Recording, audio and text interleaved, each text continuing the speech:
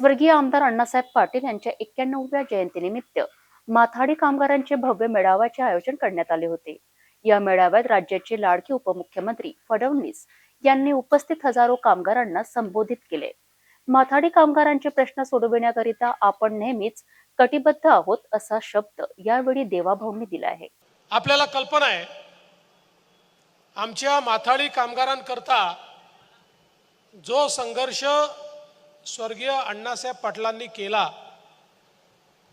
जो माथाडी कामगार छोट्या छोट्या गावातनं या ठिकाणी आला होता, मजुरी करत होता, ओझं वाहत होता, पण त्याच्याकडे कोणी पाहायला तयार नव्हतं।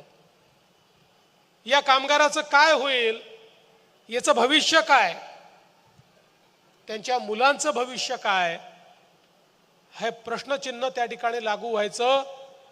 एक प्रकारची पिळवणूक या सगळं कामगारांची त्या ठिकाणी होत होती। आणि त्यावेळी स्वर्गीय अण्णासाहेब पाटलांनी एक लढा उभारला आणि त्यांनी आणि अनेक लोकांनी मिळून आमच्या माथाडी कामगाराला संरक्षण मिळालं पाहिजे या संदर्भातला प्रयत्न केला। आपला कायदा आणि त्यानंतर त्या कायद्याच्या माध्यमातून मिळालेलं संरक्षण, वेळोवेळी त्याकरता झालेला संघर्ष, या सगळ्या गोष्टींमुळे आज माथाडी कामगारांचं दैवत म्हणून स्वर्गीय अण्णासाहेब पाटलांकडे आपण पाहतो आणि त्यांच्या माध्यमातूनच एक मोठी प्रेरणा ही आपल्याला सातत्याने मिळते। या ठिकाणी हा कायदा देशामध्ये एक आगळा वेगळा अशा प्रकारचा कायदा आहे आणि आपल्याला कल्पना आहे की आज खूप स्थित्यंतरं झाली, सर्व क्षेत्रामध्ये तंत्रज्ञान यायला लागलं, माणसाचं काम मशीन करायला लागल्या, पण अनेक दबाव आले तरी देखील आम्ही सातत्याने हीच भूमिका ठेवली की माथाडी कामगारांचं संरक्षण झालंच पाहिजे, त्यांच्या हक्कांवर कुठलीही गदा आम्ही येऊ देणार नाही। आणि सातत्याने ज्या ज्या वेळी अनेक कायद्यामध्ये बदल करण्याचे प्रस्ताव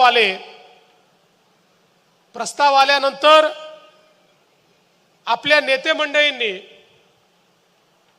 ज्या ज्या वेळी आमच्या निदर्शनास आणून दिलं की हे प्रस्ताव माथाडी कामगारांच्या बाजूचे नाहीत, त्यावेळी सरकारने घेतलेले प्रस्ताव देखील नाकारण्याचं काम आम्ही केलं।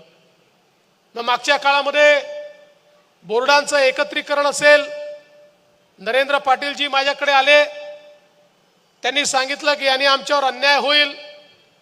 नवीन कायदा तयार होत होता, उपोषण सुरू होतं, मी सभागृहामध्ये एंट्री घेत होतो आणि त्या ठिकाणी नरेंद्रजी तुम्ही मला भेटलात आणि सांगितलं की काही झालं तरी आम्हाला कायदा नको, याच्यामध्ये खूप अडचणी आहेत। मी कुठलाही विचार केला नाही, थेट सभागृहात गेलो, शशिकांतजींना माहिती आहे, आणि जाऊन घोषणा केली, जर कायदा माथाडी कामगारांवर अन्याय करणारा असेल असा कायदा आम्ही करणार नाही, आणि तो कायदा त्या ठिकाणी आपण परत पाठवण्याचं काम केलं। कारण शेवटी समाजातला हा महत्त्वाचा घटक आहे की ज्याने आपल्या मेहनतीवर आज या ठिकाणी आपला संसार उभा केला आहे, ओझं वाहून उभा केलेला आहे, आणि म्हणून अशा लोकांचं संरक्षण करणं हे अत्यंत महत्त्वाचं आहे। मी आज देखील आपल्याला निश्चितपणे या निमित्ताने सांगतो की अडचणी आहेत, पण या अडचणी दूर करण्याकरता निश्चितपणे आपलं सरकार पुढाकार घेईल। आणि विशेषतः नरेंद्रजी, नाशिकवाल्यांचा जो प्रश्न आहे, पुढच्या 15 दिवसामध्ये माझ्याकडे बैठक लावतो, त्या ठिकाणी पणन मंत्री आणि कामगार मंत्री या दोघांना उपस्थित करतो आणि या संदर्भात जे काही जो अन्याय आहे तो अन्याय दूर करण्याचं काम हे आपण निश्चितपणे या माध्यमातून करू। वडाळ्याच्या संदर्भात आपणही बोलला, शशिकांतजी बोलले, मागच्या काळामध्ये मी मुख्यमंत्री असताना काही निर्णय आपण घेतले होते वडाळ्याच्या संदर्भात की ज्याच्यातनं आपण त्याला फिजिबिलिटी आणली होती, पण अद्यापही काही अडचणी आहेत, त्यामुळे ते सुरू होऊ शकलेलं नाही। त्याही संदर्भात ज्या अडचणी आहेत त्या दूर करण्याकरता मी एक बैठक बोलवतो। या बैठकीमध्ये एकदा आपण निर्णय घेऊ। आपल्याला कल्पना आहे माझ्या मागच्या बैठकीमध्ये जे संभव नव्हते असे निर्णय आपण घेतले आणि त्याचे GR देखील काढले, पण दुर्दैवाने तरी देखील याच्यामध्ये अजूनही काही अडचणी आहेत असं माझ्या आज लक्षात आलेलं आहे। तर त्या दूर करून आमच्या माथाडी कामगारांना घरं मिळाली पाहिजेत, या संदर्भातला पुढाकार आपण घेऊ। आणि या नवी मुंबईमध्येही प्रधानमंत्री आवास योजनेच्या घरांच्या संदर्भात जी मागणी आपण केली आहे त्याही संदर्भात जे या ठिकाणी निकषात बसत असतील अशा लोकांना या प्रधानमंत्री आवास योजनेत माथाडी कामगारांना प्राधान्य कसं देता येईल या संदर्भातला निर्णय देखील माननीय मुख्यमंत्र्यांची चर्चा करून आम्ही घेऊ, जेणेकरून खऱ्या अर्थानं आमच्या माथाडी कामगारांना योग्य अशा प्रकारचा न्याय या ठिकाणी मिळेल। खरं तर एक गोष्ट निश्चितपणे आहे की स्वर्गीय अण्णासाहेब पाटलांनी या ठिकाणी मराठा समाजाकरता बलिदान दिलं। ज्यावेळी त्यांनी बघितलं की स्वराज्याचं रक्षण करणारा हा समाज, गावगाड्याचं नेतृत्व करणारा हा समाज, पण या समाजाला एक प्रकारे कुठेतरी अडचणीत आणण्याचं काम झालेलं आहे, त्यावेळी या समाजाला प्रतिनिधित्व मिळालं पाहिजे। कुठेतरी नोकऱ्यांमध्ये, शिक्षणामध्ये समाज पुढे गेला पाहिजे, या दृष्टीनं स्वर्गीय अण्णासाहेब पाटलांनी त्या काळामध्ये ही मागणी केली की आर्थिक निकषावर या ठिकाणी हा मागास असलेला समाज आहे, या समाजाला त्या ठिकाणी आरक्षण मिळालं पाहिजे। दुर्दैवाने त्यांची मागणी ही मान्य झाली नाही, त्याच्याकडे दुर्लक्ष झालं। अतिशय व्याकुळ अण्णासाहेब पाटील अतिशय व्यथित त्या ठिकाणी झाले आणि त्यांनी निर्णय केला की जर मराठा समाजाला मी न्याय देऊ शकत नसेल तर माझ्या जीवनात कुठलाही अर्थ नाही, आणि त्यांनी आपलं बलिदान हे मराठा समाजाकरता त्या ठिकाणी दिलं। खऱ्या अर्थानं आज जी काही मराठा समाजाची चळवळ उभी झाली ती चळवळ ही अण्णासाहेब पाटलांमुळे उभी झाली, हे आपल्या सगळ्यांना लक्षात घेतलं पाहिजे। आणि हे खरं आहे की अनेक अडचणी अजूनही आहेत। मला आठवतं मी मुख्यमंत्री असताना आपण मराठा समाजाला आरक्षण दिलं। देशामध्ये मराठा आरक्षण एकमेव आरक्षण होतं की जे उच्च न्यायालयात आपण टिकवून दाखवलं। जोपर्यंत मी मुख्यमंत्री होतो सर्वोच्च न्यायालयात देखील ते टिकलं। दुर्दैवाने त्यानंतर ते टिकू शकलं नाही। पुन्हा माननीय मुख्यमंत्री एकनाथरावजी शिंदे यांच्या नेतृत्वामध्ये 10% आरक्षण आपण दिलं। दरम्यानच्या काळामध्ये माननीय मोदी साहेबांनी EWSचं आरक्षण दिलं, त्याचाही फायदा मराठा समाजाला मिळत होता। परंतु सातत्याने वेगळं आरक्षणाची मागणी असल्यामुळे शिंदे साहेबांच्या नेतृत्वात आपण 10% आरक्षण दिलं। आज वेगवेगळ्या प्रकारच्या मागण्या होत आहेत। मी असं म्हणणार नाही की मागण्या चूक आहेत, पण आपल्याला एकच गोष्ट लक्षात घेतली पाहिजे की कुठलीही मागणी आपण जी करतोय ती कायद्याच्या चौकटीत बसली पाहिजे। अन्यथा एखादा निर्णय आपण घ्यायचा आणि तो कायद्याच्या चौकटीत बसला नाही म्हणून तो निर्णय न्यायालयाने रद्दबातल करायचा, अशा प्रकारची वारंवार एक प्रकारची पिळवणूक, एक प्रकारची फरफट ही मराठा समाजाची होता कामा नये। आणि म्हणून आज या माध्यमातून मार्ग काढण्याचा प्रयत्न आमचा आहे। शेवटी मराठा समाजाने सातत्याने विविध समाजांचं नेतृत्व केलेलं आहे, त्यामुळे कुठेतरी छत्रपती शिवाजी महाराजांचे मावळे 18 पगड जातीतले मावळे एकमेकांसमोर उभे आहेत, एकमेकांच्या विरोधात उभे आहेत। अशा प्रकारचं चित्र या महाराष्ट्राला भूषणावं नाही, ते उभं होणं योग्य नाही, ते उभं होऊ नये असा आपला सगळ्यांचा प्रयत्न आहे। आणि म्हणून आमच्या सरकारचे कमिटमेंट आहे की मराठा समाजाचे अधिकार प्रोटेक्ट झाले पाहिजे, त्यांचं आरक्षण मिळालं पाहिजे. जे आम्ही दिलेलं आहे ते आम्ही न्यायालयात टिकवलेलं आहे. आजही पोलीस भरती झाली, मला सांगताना आनंद वाटतो. मी आत्ता जवळपास 25,000ची पोलीस भरती केली. त्या पोलीस भरतीमध्ये 10% आरक्षणाप्रमाणे आमच्या मराठा तरुणांना पोलीसमध्ये नोकऱ्या मिळाल्या, ते आपण त्या ठिकाणी दिलेले आहेत. आता कोणाचं म्हणणं वेगळं असू शकतं, कोणाचं वेगळं असू शकतं, पण आमचा प्रयत्न सरकार म्हणून हा आहे की मराठा समाजाचे हक्क मिळावे आणि त्याच वेळी कुठेही समाजात दुफळी निर्माण होऊ नये, या दृष्टीनं आपला सातत्याने प्रयत्न आहे. पण मला एका गोष्टीचं खूप समाधान आहे की आपण मागच्या काळामध्ये आपल्या लक्षात आलं की केवळ आरक्षण दिल्यामुळे इतका मोठा मराठा समाज, आरक्षण तर आवश्यक होतच, पण इतका मोठा मराठा समाज काही सगळ्यांना नोकऱ्या मिळू शकत नाहीत. त्यामुळे सगळ्यांचं कल्याण हे त्या ठिकाणी होणं कठीण आहे.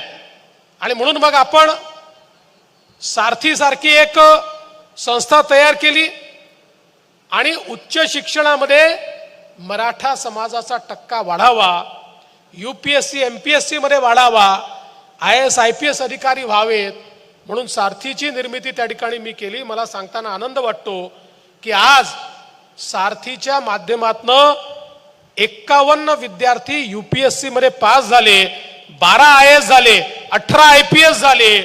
जवळजवळ या ठिकाणी 480 आमचे MPSC मध्ये तहसीलदारापासून वरच्या पदापर्यंत त्या ठिकाणी DYSP पासून तर डेप्टी कलेक्टर पर्यंत वेगवेगळ्या पदांवर गेले.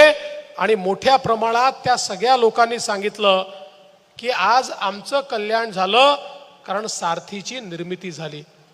आणि त्याहीपेक्षा मला महत्वाचं काय वाटतं तर अण्णासाहेब पाटील आर्थिक विकास महामंडळ, मी त्यावेळी नरेंद्र पाटलांना विनंती केली की नरेंद्रजी, हे महामंडळ बंद असल्यासारखं आहे, तुम्ही जबाबदारी घ्या.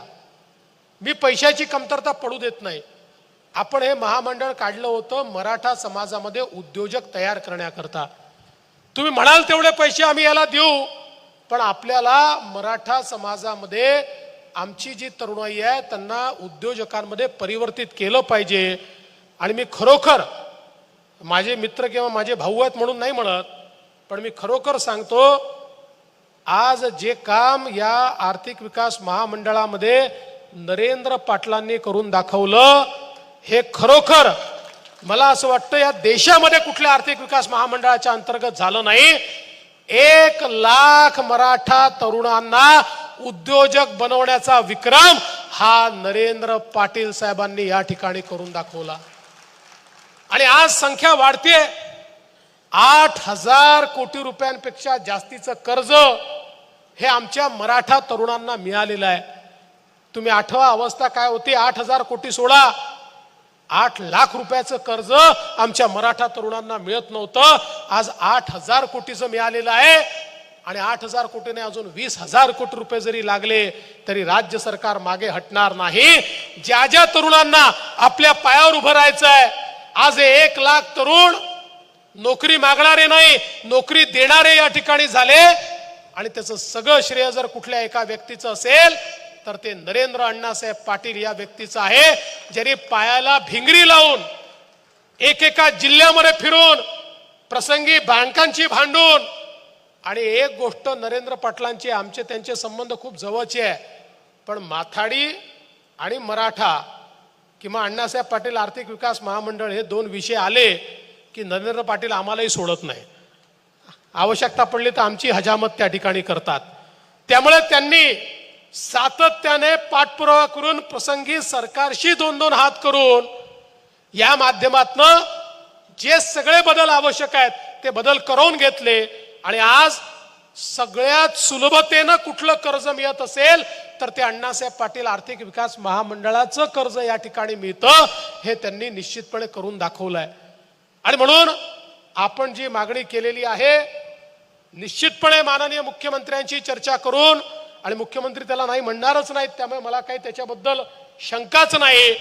आम्ही या महामंडळाचं नाव जे आपल्याला बदलायचं आहे आज ते अण्णासाहेब पाटील, स्वर्गीय अण्णासाहेब पाटील आर्थिक विकास महामंडळ आहे, त्याचं नाव मराठा क्रांती सूर्य अण्णासाहेब पाटील आर्थिक विकास महामंडळ. हे निश्चितपणे आपण करू आणि त्याची जेवढी व्याप्ती वाढवता येईल तेवढी व्याप्ती आपण निश्चितपणे वाढवू. आज मला हे देखील सांगितलं पाहिजे की आमचे जे तरुण शिकतायत त्या तरुणांकरता हॉस्टेलच्या योजना आपण आणल्या. ज्यांना हॉस्टेलमध्ये जागा मिळत नाही त्यांच्याकरता निर्वाह भत्त्याच्या योजना आपण त्या ठिकाणी आणल्या. जवळपास आपण महानगरांमध्ये ज्या मुलांना हॉस्टेलमध्ये जागा मिळत नाही त्यांना 60,000 रुपये वर्षाला निर्वाह भत्ता म्हणून देतो, कारण आपली मुलं शिकली पाहिजेत. मागच्या काळामध्ये फी मध्ये 50% सवलत दिली, आता तर मुलींना 100% सवलत आपण त्या ठिकाणी दिलेली आहे. मोठ्या प्रमाणात आपली मुलं शिकली पाहिजे अशा प्रकारचा प्रयत्न आमचा आहे. आज खरं म्हणजे अनेक गोष्टी या ठिकाणी मांडण्यात आल्या. मी आपल्याला एवढंच सांगतो की आपली जशी कमिटमेंट ही माथाडी कामगारांसोबत आहे, आपल्यामुळे माझंही नातं तसंच आज माथाडी कामगारांशी तयार झालेलं आहे. त्यामुळे आपण मला वेगळं समजू नका. मी सरकारच्या बाजूला असलो तरी देखील माझं मन हे माथाडींच्या बाजूनी आहे. त्यामुळे जिथे जिथे माथाडींकरता निर्णय घेण्याची वेळ येईल त्यावेळी माझं मत हे सरकारच्या बाजूनी नसेल, ते माथाडींच्या बाजूनी असेल, हा विश्वास तुम्ही या ठिकाणी ठेवा. आणि हे करत असताना तुम्ही मदत केलीच आहे आणि पुढेही तुमची मदत मला हवी आहे. ती म्हणजे माथाडींच्या नावावर जे फेक व्यवसाय करतात आणि आमच्या या पवित्र कारभाराला जे त्या ठिकाणी गालबोट लावतात, ज्यांच्यामुळे ही मागणी होते की माथाडी कायदा हटवा, जे खऱ्या मेहनत करणाऱ्या माथाडींचा माल त्या ठिकाणी स्वतःच्या खिशात टाकतात, अशा लोकांवर काही प्रमाणात कारवाई आपण केली आहे, पुढेही आपल्याला करायची आहे. त्यामध्ये तुम्ही मागेही आम्हाला मदत केली आहे, त्याची अधिक मदत जर तुम्ही केली तर मला असं वाटतं की काही उद्योजक जी मागणी करतात की माथाडी कायदा नको, तेही ती मागणी करणार नाहीत आणि आपला कायदा आपल्याला अधिक मजबूत करता येईल, हा विश्वास या निमित्ताने मी आपल्याला देतो. आणि पुन्हा एकदा या कार्यक्रमामध्ये दरवर्षी आपण बोलवता त्याबद्दल आपले आभार मानतो. या निमित्ताने स्वर्गीय अण्णासाहेब पाटील यांना आम्ही आशीर्वाद मागतो की माथाडी कामगार आणि मराठा समाज यांच्या संदर्भातले निर्णय तातडीनं घेण्याकरता त्यांचे आशीर्वाद आमच्या पाठीशी असावेत, एवढीच या निमित्ताने विनंती करतो आणि माझं बोलणं संपवतो. धन्यवाद. जय हिंद, जय महाराष्ट्र, जय माथाडी.